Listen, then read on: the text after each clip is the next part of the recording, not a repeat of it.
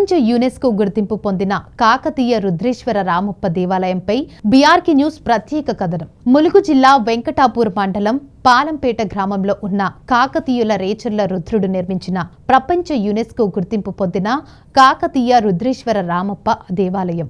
ఈ దేవాలయంలో 3 ప్రవేశ ద్వారాలతో ఒక ప్రధాన గర్భాలయాన్ని నిర్మించి ఈ గర్భాలయంలో శివుని ప్రతిరూపంగా రామలింగేశ్వర స్వామిని ప్రతిష్ఠించారు.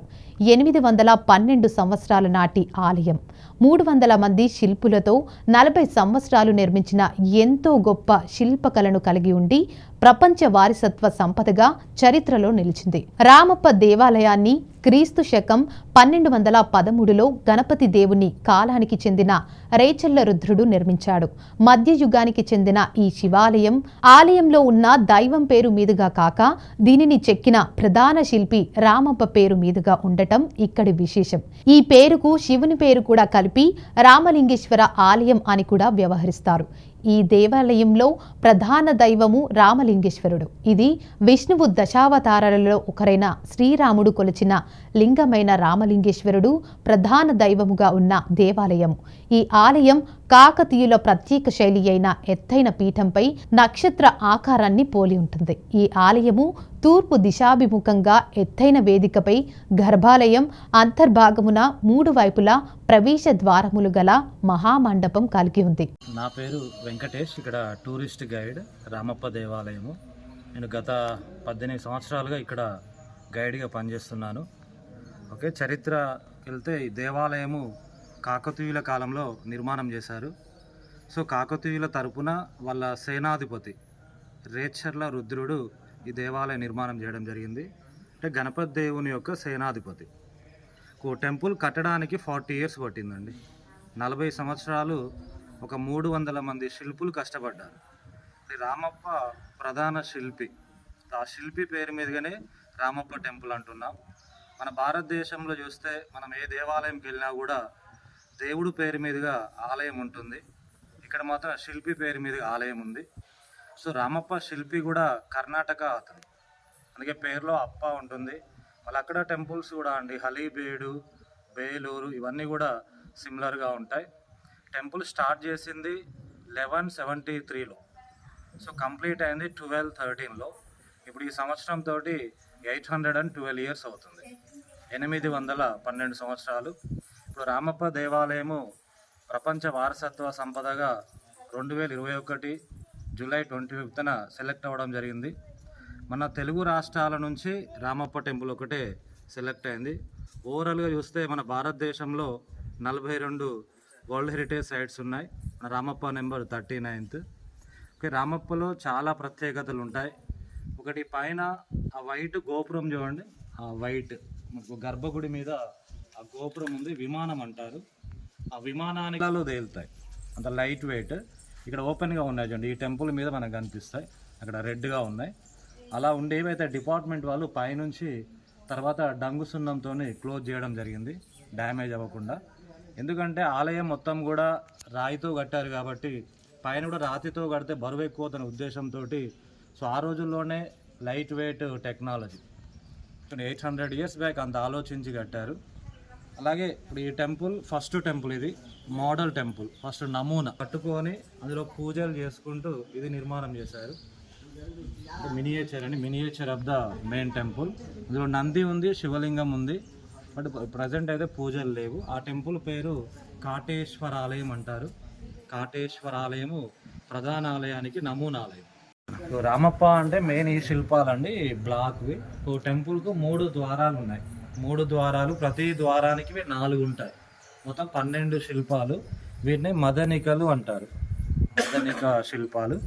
మీరు అబ్జర్వ్ చేసినట్టయితే ప్రతి శిల్పం కొంత డ్యామేజ్ కనిపిస్తుంది. ఇక్కడ చేతులు కట్ చేశారు, ఇక్కడ నెక్లెస్ కట్ అయింది, లాస్ట్లో చెయ్యి. ఈ ఒక్క శిల్పం లక్కీగా డ్యామేజ్ కాలేదండి, without any damage out of 12. So ఈ డ్యామేజ్ అంతా అప్పుడు ఢిల్లీ సుల్తాన్స్ అల్లావుద్దీన్ ఖిల్జీ యొక్క సేనాని మాలిక్ కాఫూర్ అప్పుడు ప్రతాపరుద్రుడిని ఓడించి వరంగల్ కోట, 1000 స్తంభాల గుడి, రామప్ప టెంపుల్ చాలా ఆలయాలు డ్యామేజ్ చేయడం జరిగింది. ఈ 12 శిల్పాలలో ఈ ఒక్క శిల్పం మాత్రం లక్కీగా డ్యామేజ్ కాకుండా ఉంది.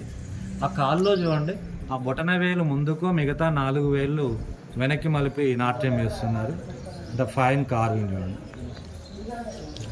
ఓకే, ఎలిఫెంట్స్ మనకు ఇండికేషన్ ఇస్తాయి మనం లోపలికి ఎలా వెళ్ళాలి అనేది. ఇప్పుడు ఈ ఎలిఫెంట్స్ ఎంట్రీ అన్నట్టు ఇవి లోపలికి వెళ్తున్నాయి, అవి ఎగ్జిట్ అన్నట్టుగా బయటకు వస్తున్నాయి.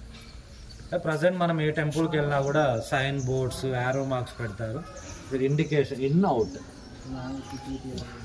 12 శిల్పాలలో ఈ శిల్పం కొంచెం హైట్ పెద్దగా చూపెట్టారు.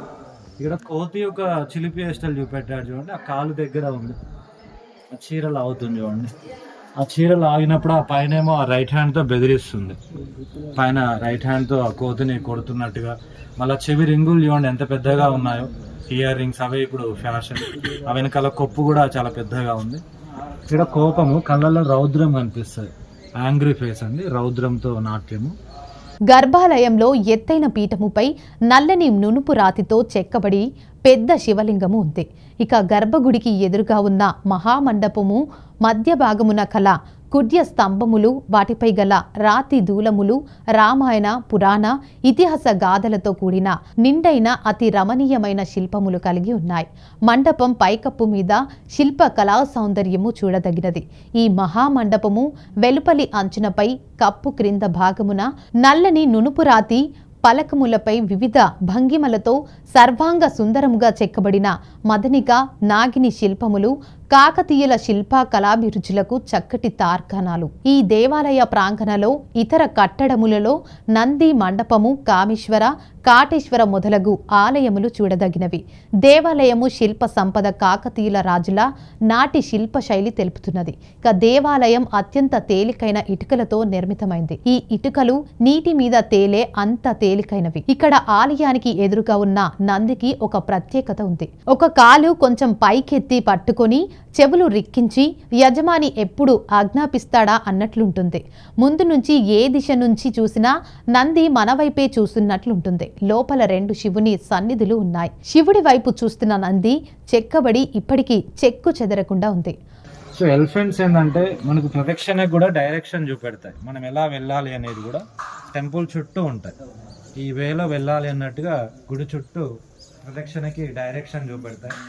అంటే ఆ రోజుల్లో ఈ స్టోన్స్ తీసుకురావాలన్నా, పైకి లిఫ్ట్ చేయాలన్నా కూడా ఎక్కువ గజబలం, అందుకే వాడికి ఇంపార్టెన్స్ ఇచ్చారు.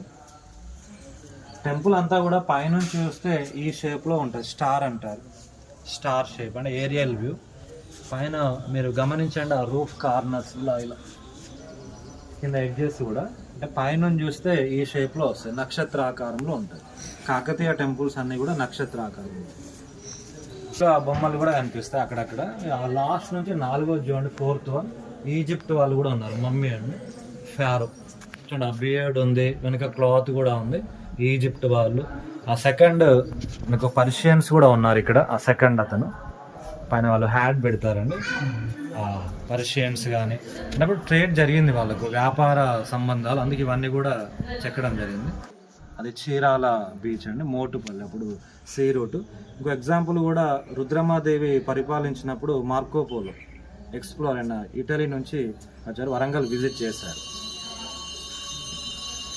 12 శిల్పాలలో ఈ శిల్పం హైట్ తక్కువ చూపెట్టారు, ఎందుకంటే ట్రైబల్ ఉమెన్ చూడండి, ఆదివాసి, చేతిలో బాణం ఉంది. ఆ డ్రెస్ కూడా చూడండి, చిన్న స్కర్ట్.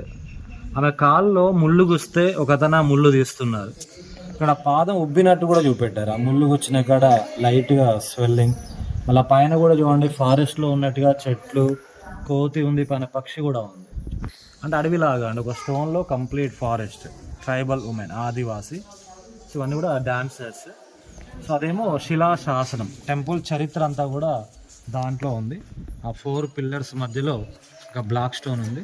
టెంపుల్ ఎవరు కట్టారు, ఎలా కట్టారు, డీటెయిల్స్ అన్నీ కూడా అందులో రాశారు. అది తెలుగు, కన్నడ ఉంది, మిక్స్డ్ స్క్రిప్ట్. దానికి కొంత ఇంట్రడక్షన్స్ ఇచ్చారు గేట్ దగ్గర.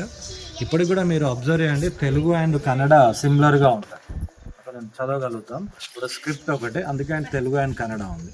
ఈ కాకతీయ శాసనాలన్నీ కూడా తెలుగు, కన్నడ లిపిలో ఉంటాయి.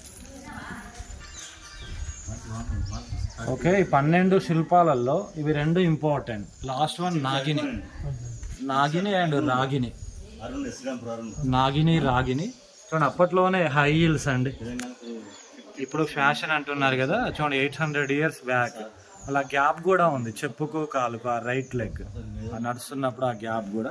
ఇప్పుడు ఏంటంటే ఓన్లీ బ్యాక్ సైడ్ హిల్ వస్తుంది, అప్పుడేమో బోత్ సైడ్ అండి ప్లాట్ఫామ్స్.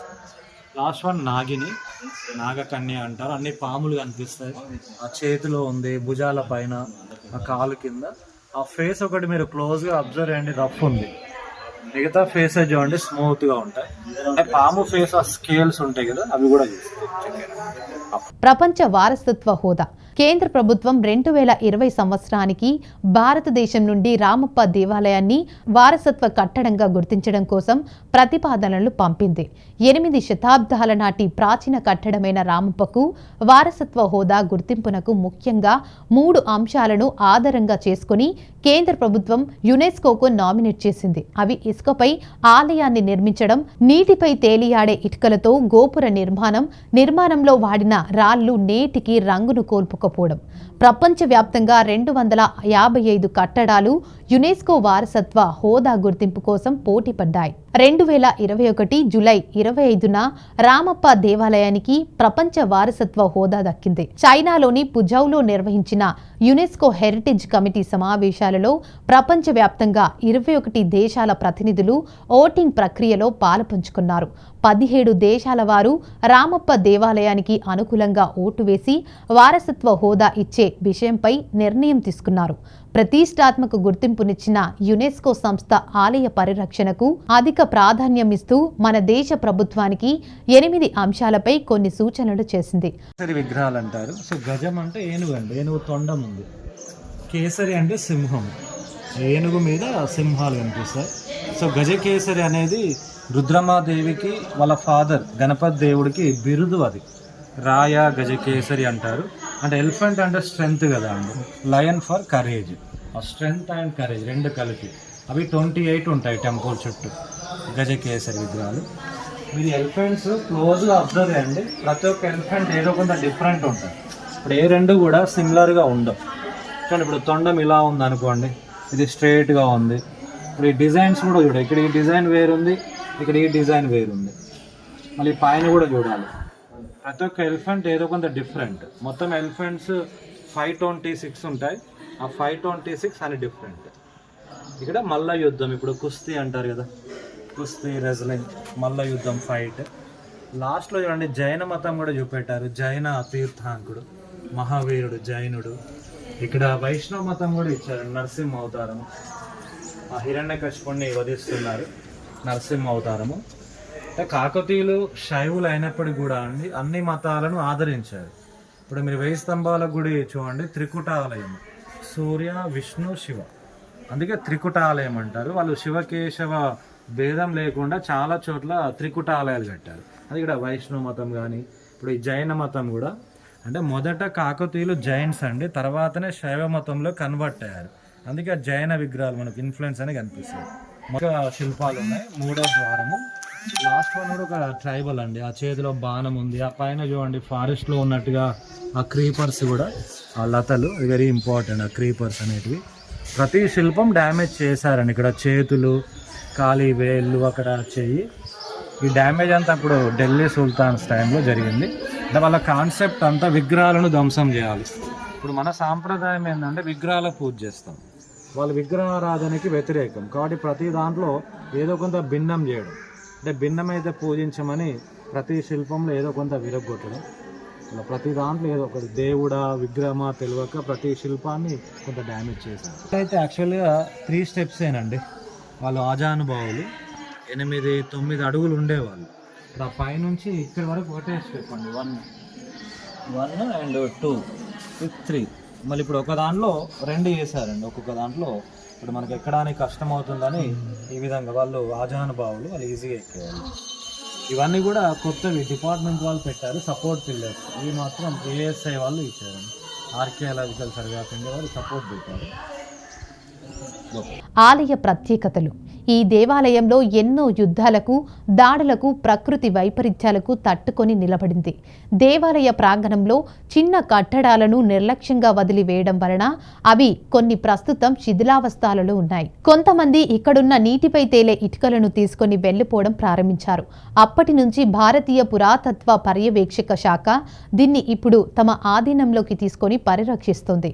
ప్రధాన ద్వారం దగ్గర ప్రాకారం కూడా శిథిలమై ఉంది. కాబట్టి ఇప్పుడు పడమర వైపు ఉన్న చిన్న ద్వారం ద్వారానే ప్రవేశం ఉంది. మహాశివరాత్రి ఉత్సవాలు 3 రోజుల పాటు ఇక్కడ జరుపుతారు. రామప్ప ఆలయం విశిష్టతలు. యునెస్కో ప్రపంచ వారసత్వ హోదా. 2021లో ఈ ఆలయానికి యునెస్కో ప్రపంచ వారసత్వ హోదా దక్కింది. నిర్మాణ నైపుణ్యం. ఆలయం ఇసుక పునాదిపై నిర్మించబడింది. ఇది నిర్మాణాన్ని బలోపేతం చేయడానికి సహాయపడింది. తేలియాడే ఇటుకలు. ఆలయ గోపుర నిర్మాణంలో ఉపయోగించిన ఇటుకలు తేలికగా ఉండి నీటిలో తేలుతాయి. ఇది ఒక అరుదైన ఇంజనీరింగ్ అద్భుతం. శిల్పకళ. ఈ ఆలయం అద్భుతమైన శిల్పకళకు ప్రసిద్ధి చెందింది. వివిధ దేవతల శిల్పాలు, ముఖ్యంగా నృత్యం చేస్తున్న స్త్రీల శిల్పాలు ఎంతో ఆకట్టుకున్నాయి. శిల్పి పేరు. ఆలయాన్ని చెక్కిన శిల్పి అయిన రామప్ప పేరు మీద ఈ ఆలయానికి ఈ పేరు వచ్చింది. ఇది ప్రపంచంలోనే అరుదైన విషయం. కాకతీయ ఘనత. ఈ ఆలయం కాకతీయ సామ్రాజ్య కళాత్మకత మరియు నిర్మాణ శైలికి నిదర్శనంగా నిలుస్తోంది. ఇది వాళ్ళకు ఫేమస్ అండి ఈ నాట్యం. కాకతీయుల టైంలో ఉండే పేరిణి నృత్యము, పేరిణి శివతాండవం అంటారు. ఇది కాకతీయులు కంపోజ్ చేసుకున్నారండి, సపరేట్ డ్యాన్స్ ఫామ్. ఎందుకంటే వాళ్ళ యుద్ధానికి వెళ్ళేటప్పుడు ఈ నాట్యం చేయించేవాళ్ళు, వాళ్ళ సైన్యాన్ని మోటివేట్ చేయడం. అది యాక్చువల్గా అయితేనండి ప్రేరణ, ఇన్స్పిరేషన్, ప్రేరణ. ఇప్పుడు పేరిణి అంటున్నాం. ఇప్పుడు తెలంగాణ అఫీషియల్ డ్యాన్స్ అండి. ఇప్పుడు ఆంధ్రప్రదేశ్కి కూచిపూడి అయిపోయింది. ఇప్పుడు తెలంగాణ రాష్ట్ర నృత్యము పేరిణి. ఇటు 30 అటొక 30 ఉన్నాయి సార్. చూడడానికి మాత్రం ఇరువైపులా మృదంగం, మధ్యలో మాత్రమే నాట్యం అని డిఫరెంట్ డాన్స్ పోజెస్. పేరిణి శివతాండవం. యాక్చువల్గా టెంపుల్కి మెయిన్ ఎంట్రన్స్ ఇదండి, ఈస్ట్ మెయిన్ ద్వారము, తూర్పు ద్వారం. ఇలా ఎక్కువగా భక్తులు వస్తారు. రాగానే శిల్పాలను కలగకుండా ఇక్కడ ప్లేన్ ఇచ్చి డెంట్ పెట్టారు చూడండి. ఒక మెటల్ లాగా అనిపిస్తుంది. స్టోన్ అలా చేశారు కావాలి. రాగానే మన దృష్టి ఇక్కడ పడుతుంది, ఇదేంటి ఇలా ఉంది, ఏమీ చెక్కలేదు అన్నట్టుగా. ఇప్పుడు మీరు చూడండి, మిగతా వాటికి ఆ ప్లేస్లో కార్వింగ్స్ ఉన్నాయి, ఏమి ఇవ్వలేదు. అక్కడ చెక్కాల్సినవి కూడా కింద చేశారండి, ఈ సైడ్కి ఇచ్చి. ఆ శిల్పాలు ఇక్కడ చూపారు, మిగతా వేటికి లేదు అండి. ఇంకా బాగా చెక్కి ఒక కావాలని ఎర్త్క్వేక్ వల్ల అండి మధ్యలో 17th centuryలో ఎర్త్క్వేక్ వచ్చింది. అప్పుడు ఇది యాక్చువల్లీ కింద బీమ్ అండి, ఫ్లాట్గా ఉండేది. ఈ పిల్లర్స్ డౌన్ అయ్యేసరికి ఈ బీమ్ అనేది పైకి వచ్చింది, బ్రేకర్. అన్ని చోట్ల అంతేనండి, ఆ స్తంభాలన్నీ ఎక్కడికెక్కడ కుంగిపోయినాయి. ఆ స్తంభాలు కుంగడం వల్ల మధ్యలోది పైకి లేసింది. దిగడం కూడా మీరు చూడండి ఈవెన్గా దిగింది. ఈవెన్గా దిగడం వల్ల ఆ పైన స్ట్రక్చర్ ఎక్కడ డిస్టర్బ్ కాలేదు. ఎందుకంటే కాకతీయ టెంపుల్స్ అన్నీ కూడా శాండ్ బాక్స్ టెక్నాలజీ. వాళ్ళు టెంపుల్స్ కట్టేటప్పుడే ఒక 3 meters తవ్వి అంత ఇసుక నింపుతారు అండి, శాండ్ బాక్స్ అంటారు. ఎందుకంటే ఎర్త్క్వేక్ వచ్చినప్పుడు అది కుషనింగ్ లాగా పనిచేస్తుంది, అది షాక్ అబ్జర్వ్ లాగా. టెంపుల్ కుంగుతుంది కానీ పడిపోయింది. ఇప్పుడు ఇదే టెక్నాలజీ ఇప్పుడు అయోధ్య వాడారండి. ప్రజెంట్ కట్టిన అయోధ్య రామ మందిరం కూడా శాండ్ బాక్స్ మీదే కట్టారు. ఇక్కడ ఉన్న ప్రొఫెసర్సే అక్కడికి వెళ్ళి మోడీ గారిని ఒప్పించి మరి శాండ్ బాక్స్ మీద కట్టించారు. ఎగ్జాంపుల్, మోడీ గారికి వీడియో చూపెట్టారు టెంపుల్, రామప్ప ఈ టెంపుల్ లోపల ఫొటోస్ అన్నీ కూడా చూపెట్టారు. సో యాక్చువల్గా ఇది నాట్య మండపం, ఈ సర్కిల్. ఈ శిల్పం బేస్ అనేది ఈ మండపం లెవెల్లో ఉండాలి. ఆల్మోస్ట్ ఒక 1 feet డౌన్ అయింది. దిగడం కూడా అన్ని చూడండి ఈవెన్గా దిగారు. అలా పైన స్ట్రక్చర్కి ఏం డిస్టర్బ్ కాదు, బికాజ్ ఆ శాండ్ వల్ల. రామప్పలో మ్యూజిక్ వస్తాయి, మ్యూజికల్ పిల్లర్ ఒక చెట్టులా చూపెట్టారు. ఆ చెట్టు పైన శ్రీకృష్ణుడు మురళి, ఆ మురళి ఆధారంగా ఇక్కడ స్వరాలు వినబడతాయి. వీటినే సరిగమలు అంటారు. మనం టచ్ చేస్తే మ్యూజిక్ వస్తుంది.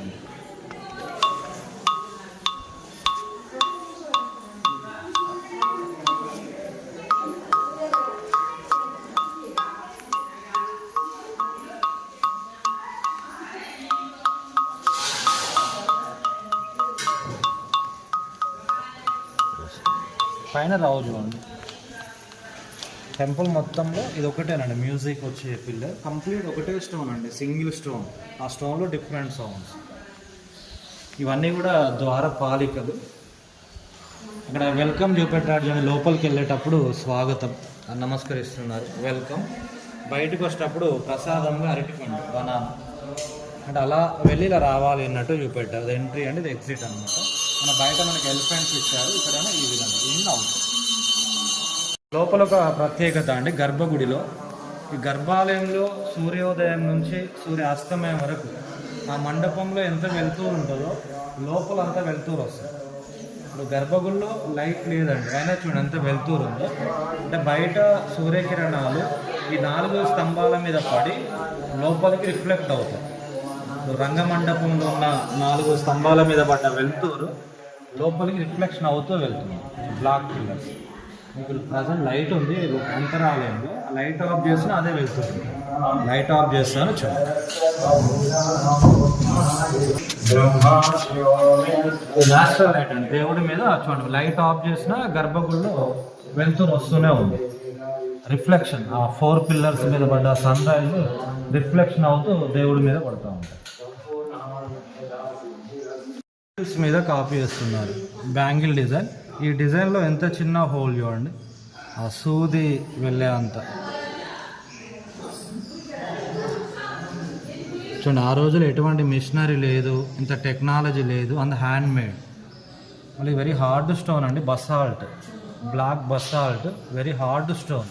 ఆ స్టోన్లో ఇంత చిన్న హోల్ చేయడం. ఈ మొత్తము చేయలేదు, జస్ట్ 13 ఉంటాయి, జస్ట్ 13. ఇప్పుడు ఈ వైపు ఉండవు, ఇక్కడ చూడండి, ఇటు సైడ్ ఉండవు. ఇక్కడ నుంచి ఇలా 1 2 3 4 ఇలా ఒక 13. ఆ 13 నెంబర్ ఏంటంటే శివుడికి ఇష్టమైన రోజుల్లో త్రయోదశి ఒకటి. ఆ త్రయోదశి తిథుల ప్రకారము 13th డే వస్తుంది. ఏకాదశి, ద్వాదశి, తర్వాత త్రయోదశి, అలా అని 13 చేశారు. ఒక ఈ పిల్లర్కే ఉంటాయి, 13 ఉంటాయి హోల్స్. ఈ సర్కిల్ నాట్య మండపం మధ్యలో నటరాజు చిన్న విగ్రహం, నటరాజు స్వామి. ఫస్ట్ పైకి నమస్కరించుకుంటారు కదా నాట్యం మొదలు పెట్టారు, ఇలా నటరాజు స్వామి. చుట్టూ ఉన్న వాళ్ళేమో అష్టదిక్పాలకులు, అంటే 8 డైరెక్షన్స్ కదా అండి, 4 దిక్కులు 4 మూలలు. ఇది ఈస్ట్ అండి. ఈస్ట్కి ఈ ప్లేస్లో ఇంద్రుడు, ఈస్ట్కి అధిపతి ఇంద్రుడు. సౌత్ ఈస్ట్ అగ్ని ఆగ్నేయంలో, అలా దక్షిణాన యముడు, అలా నైరుతిలో నిరుతి రాక్షసుడు, పడమర వానదేవుడు వరుణుడు, ఇటు వాయువు అంటే గాలి, ఉత్తరం సైడు కుబేరుడు అంటే మణి ధనము, ఈశాన్యంలో ఈశ్వరుడు. ఇదంతా వాస్తు అండి. క్షీరసాగర మదనం, ఇది తెలుసు కదా అమృతంది. తోక వైపు దేవతలు ఉంటారు, తల వైపు రాక్షసుడు. అక్కడ తల ఉంది, పాము తల, అది వాసుకి పాము. వాసుకి మధ్యలో మందర పర్వతము, కింద కూర్మ అవుతారు. ఇక్కడ వచ్చిన అమృతం ఇటు డిస్ట్రిబ్యూషన్. ఇక్కడ కలశం ఉంది కాబట్టి మధ్యలో కలశం, పాము కూడా ఉంది. Left Vishnumurthy, second Mohini. ఆ జగన్మోహిని అవతారంలో వచ్చి దేవతలకు అమృతం అందజేస్తారు. ఇది క్షీరసాగరం. ఇక దీపావళి స్టోరీ, నరకాసుర వధ. లాస్ట్లో చూడండి సత్యభామ బాణం వేస్తున్నారు. సత్యభామ రథసారథిగా శ్రీకృష్ణుడు. ఇక్కడ ఏనుగు మీద నరకాసురుడు, వెనక వాళ్ళ సైన్యం. ఇటు ఫైట్ అండి, ఇటు కంటిన్యూషన్, ఇక్కడ వార్, ఇక్కడ యుద్ధం చేస్తుంది. దీపావళి స్టోరీ. అటు సైడ్ ఏమో గజాసురు ఉంది, గజాసుర వధ. ఆ ద్వారం పైన ఏమో దక్ష సంహారం, దక్ష ప్రజాపతి. దక్ష యజ్ఞ మధ్యలోనే ఆ దక్షుణ్ణి వీరభద్ర స్వామి అవతారంలో వచ్చి అది చంపేస్తారు, దక్ష సంహారం. ఇలా 4 కాళ్ళే ఉంటాయి. మళ్ళీ ఇండివిజువల్గా చూస్తే ఎవరి వాళ్ళకు ఉంటాయి. చూడండి, 1 2 3 ఉన్నారు, 1 2 3 4 కాళ్ళే ఉన్నాయి. ఇలా క్లోజ్ చేస్తే ఇతనివి, ఇటు క్లోజ్ చేస్తే ఇతనివి, అటు ఇటు క్లోజ్ చేస్తే మధ్యలో. ఆ శిల్పి నైపుణ్యత అండి. 3 మనుషులు 4 కాళ్ళు, మళ్ళీ ఎవరి వాళ్ళకు ఉన్నట్టు చూపెట్టారు. ఆ శిల్పి చాతుర్యత. ఇక్కడంతా కూడా కోలాటము, ఇప్పుడు ఆడుతున్నారు కదండి కోలాటాలు. ఈ చెక్కడంలో కూడా కాళ్ళ మధ్యలో, ఈ కర్రల మధ్యలో గ్యాప్స్, ఇలాంటి గ్యాప్స్, చాలా ఫైన్ కార్వింగ్ అండి. అంతా కోలాటం. ఇక్కడ కృష్ణికలు స్నానం చేసినప్పుడు వాళ్ళ చీరలు ఎత్తుకెళ్ళి చెట్టు మీద కూర్చున్నారు, మధ్యలో పొన్న చెట్టు మీద. వాళ్ళందరూ కూడా దండం పెడుతున్నారు, మా వస్త్రాలు మాకు ఇవ్వండి. ఇది కృష్ణుడి గోపికలంతా కూడా చూడండి. చూస్తే తాబేలు లాగా ఉంది, తాబేలు ఆకారంలో. అది ఏనుగు, యాక్చువల్ ఎలిఫెంట్. కింద చూడండి ఏనుగు తొండం ఉంది, కాళ్ళు ఉన్నాయి, ఆయన తోక కాళ్ళు. మధ్యలో శివుడు ఆ పొట్టలో, గజాసురుడి గర్భంలో ఆ పొట్ట చీల్చేసరికి మనకు తాబేలు లాగా చూసి అవుట్లు. అంటే శివుడు ఆ పొట్టలో నుంచి బయటకు వస్తాడు, గజాసురుడి పొట్టలో నుంచి. ఇక్కడ బ్రహ్మ కూడా ఉన్నారు, బ్రహ్మ, ఇక్కడ ఇంద్రుడు, ఇక్కడ విష్ణుమూర్తి, ఇక్కడ కుమారస్వామి, షణ్ముఖ. నెమలి కూడా ఉందన్న వాహనం, నెమలి. తారకాసురుని వధిస్తున్నాడు. తారకాసుర వధ, గజాసుర వధ, రెండు శివపురాణము. అంటే ఆ రోజుల్లో అండి టెంపుల్స్ని ఎడ్యుకేషన్ అని. మీరు మిగతా ఆలయాల్లో చూడండి, నంది తల అనేది స్ట్రైట్గా ఉంటుంది, స్ట్రైట్ ఉండి కొమ్ములు పైకి ఉంటాయి. మన కొమ్ముల మధ్యలో నుంచి శివుని చూస్తూ ఉంటాం, కొమ్ముల పైన ఆ వేలు పెట్టి శివుని చూస్తాం. ఈ కాకతీయ నందులన్నీ కూడా అల్లర్ట్ పొజిషన్. ఇక్కడ ఒక చెవితో వింటున్నట్టుగా, ఓ కంటితో చూస్తూ, ఆ కాలు కూడా ముందుకేసి వస్తున్నట్టుగా, అంటే రెడీ టు మూవ్ అండి. శివుడు ఎప్పుడు పిలుస్తాడా, ఎప్పుడు రంకేద్దామా, అల్లర్ట్ పొజిషన్.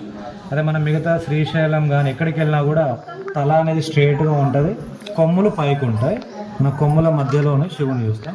మీరు 1000 స్తంభాల గుళ్ళో చూడండి ఇలానే ఉంటాయి. కాకతీయ నందులు ఇలా ఉంటాయి. ఓం నమ శివాభ్యాం నవయవ్వనాభ్యాం పరస్పరాశిష్టవృద్ధరాభ్యాం నగేంద్రకన్యాం వృషగేతనాభ్యాం నమో నమ శంకర పార్వతీభ్యాం. శ్రీ భవానీ సీతారామలింగేశ్వర స్వామినే నమః. కోమల్లపల్లి హరీష్ శర్మ ముఖ్యార్చక, శ్రీ రామలింగేశ్వర స్వామి దేవస్థానం రామప్ప. ఈ యొక్క రామప్ప దేవాలయము అనేది కీర్తి శకము 1213లో కాకతీయ గణపతి దేవ చక్రవర్తి యొక్క ప్రియల్లో రేచల రుద్రుడు సామంతరాజుగా ఉంటాడు. ఆ యొక్క సామంతరాజు గణపతి దేవ చక్రవర్తికి కప్పం చెల్లించాలి, ఆ కప్పానికి బదులుగా ఈ దేవాలయం నిర్మాణం చేయమని ఆజ్ఞ ఇస్తాడు. అయితే కర్ణాటక నుండి రామప్ప అనే శిల్పిని పిలిపించేసి ఈ యొక్క దేవాలయాన్ని నిర్మాణం చేయిస్తాడు. చారిత్రాత్మకంగా ఏంటంటే రుద్రదేవుడు, అంటే గణపతి దేవ చక్రవర్తి యొక్క పెద్ద తండ్రి అయినటువంటి రుద్రదేవుడు ఈ యొక్క దేవాలయ నిర్మాణానికి పూనుకుంటాడు. మధ్యలో దేవగిరి దండయాత్ర వచ్చేసి దీని నిర్మాణం ఆగిపోతుంది. తర్వాత గణపతి దేవ చక్రవర్తి పరిపాలనలోకి వచ్చిన తర్వాత దేవగిరి దండయాత్ర వచ్చేసిన తర్వాత దీని నిర్మాణం ఆగిపోతుంది. తర్వాత గణపతి దేవ చక్రవర్తి పరిపాలనలోకి వచ్చిన తర్వాత ఈ పరిగణకు రేచల రుద్రుడు సామంతరాజుగా ఉంటాడు కనుక ఆ యొక్క సామంతరాజు కప్పాన్ని చెల్లించే బదులుగా ఈ దేవాలయం నిర్మాణం చేయమని ఒక గణపతి దేవ చక్రవర్తి రేచల రుద్రుని జాయిన్ చేస్తాడు. అప్పుడు కర్ణాటక నుండి రామప్ప అనే శిల్పిని పిలిపించేసి దేవాలయం నిర్మాణం. చరిత్రాత్మకంగా ఏంటంటే రుద్రదేవుడు ప్రతిష్ఠ చేస్తాడు కనుక రుద్రేశ్వరాలయం అంటాము.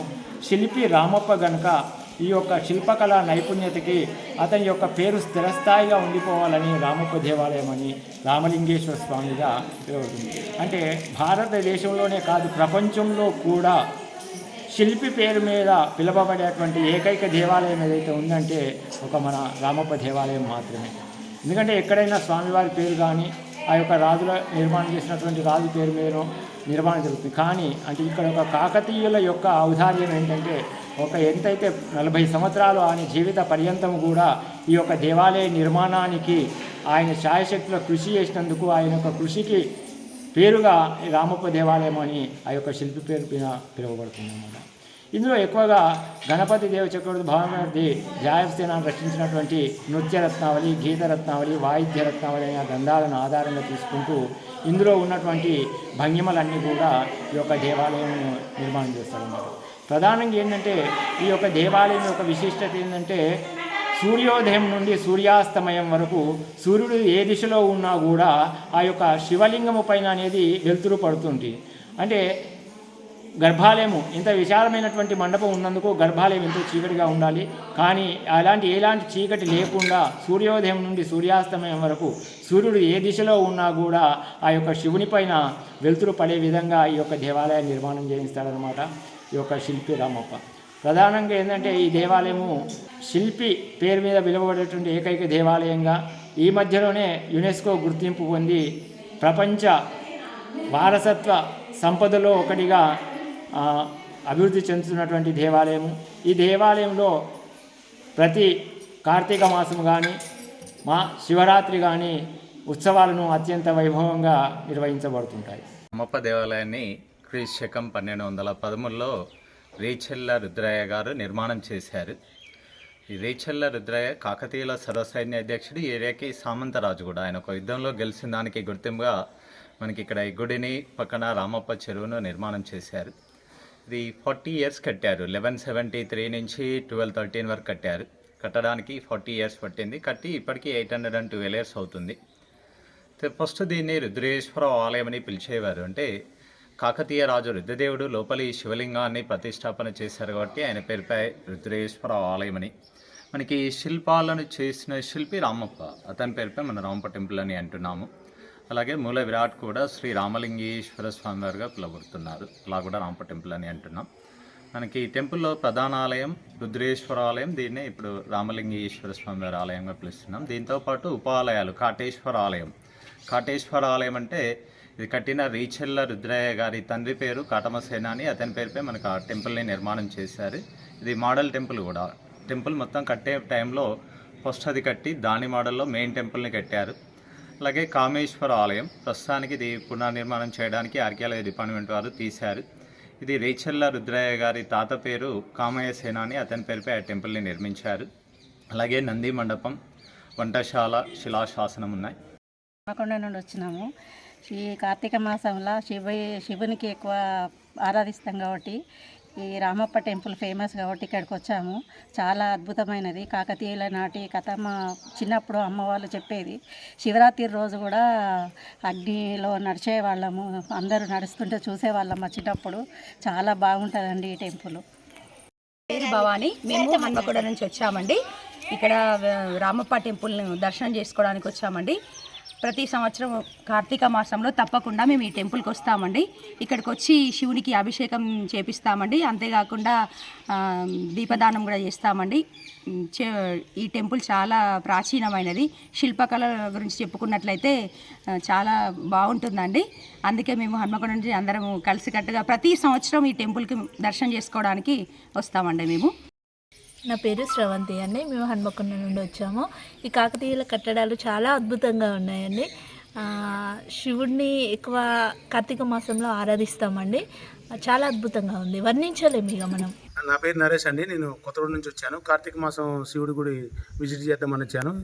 ఈ రామప్ప టెంపుల్ అనేది యునెస్కో పేరు పొందిన టెంపుల్గా ఉంది కాబట్టి చాలా బాగుంది. టెంపుల్ చూసాము, ఆర్కిటెక్చర్ కూడా చాలా బాగుంది. కాకతీయులు ఎట్లా పరిపాలించారు ఏందనేది మంచిగా దాని గురించి వివరంగా చెప్పారు, చూసాము. చాలా అద్భుతంగా ఉంది. మా బాబు మేము ఫ్యామిలీతో కలిసి వచ్చాము. కార్తీక మాసంలో ఇది ఒక మంచి విజిట్గా మేము అనుకుంటున్నాం. నా పేరు పావని. మేము మహారాష్ట్ర నుంచి అహిరి తాలూకా గడ్చిరోలి డిస్ట్రిక్ట్ ఒక స్మాల్ విలేజ్ దెచ్లిపేట నుండి వచ్చాము ఈ టెంపుల్ని చూడడానికి. ఈ టెంపుల్ చాలా బాగుంది అని ఎక్కడెక్కడో విన్నాం మేము, కానీ చూడలేదు. ఇదే ఫస్ట్ టైం చూడడం. మేము చాలా లాంగ్ నుంచి వచ్చాము, కానీ చూసాక అనిపించింది వావ్, వెరీ నైస్ టెంపుల్ అని.